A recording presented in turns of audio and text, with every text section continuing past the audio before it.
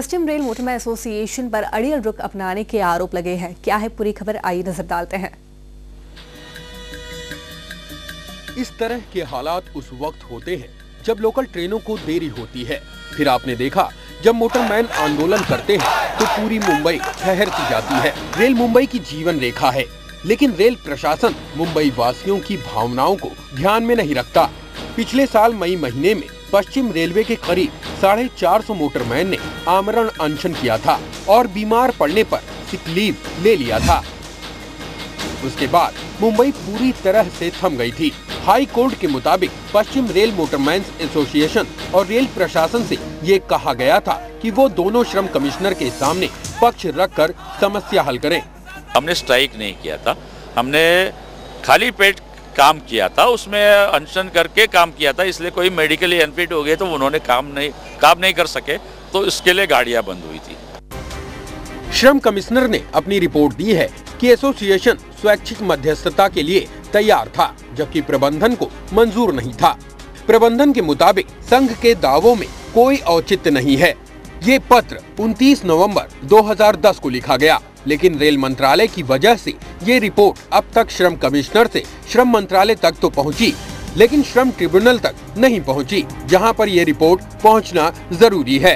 प्रशासन की तरफ से हम बातचीत कर रहे हैं, यही होता है। लेबर कमिश्नर के सामने नेगोशिएशंस फेल हुई है और उसमें का एक ही मुद्दा लेबर कमिश्नर का ये अपने कृषि अपना श्रम मंत्रालय ने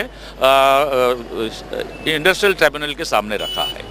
लेकिन दूसरी तरफ रेल प्रशासन का मानना है कि उन्होंने मोटरमैन्स एसोसिएशन से बातचीत की है, लेकिन एसोसिएशन के अड़ियल रवैये की वजह से कोई हल नहीं निकला है।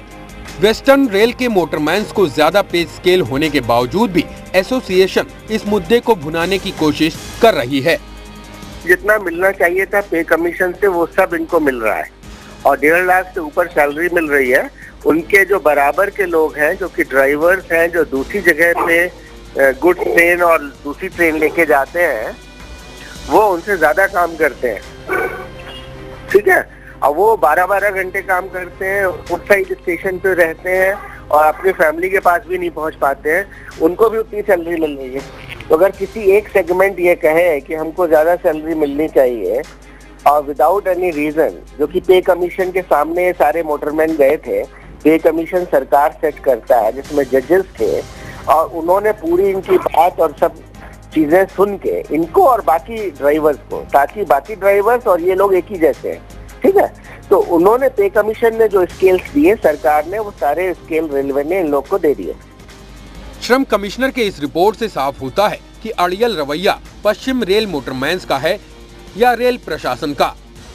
पिछले साल पश्चिम रेलवे के मोटरमैनों ने जो आंदोलन किया था, उसके बाद हाईकोर्ट ने साफ तौर पर कहा था कि श्रम कमिश्नर के सामने दोनों पक्ष रखे जाए।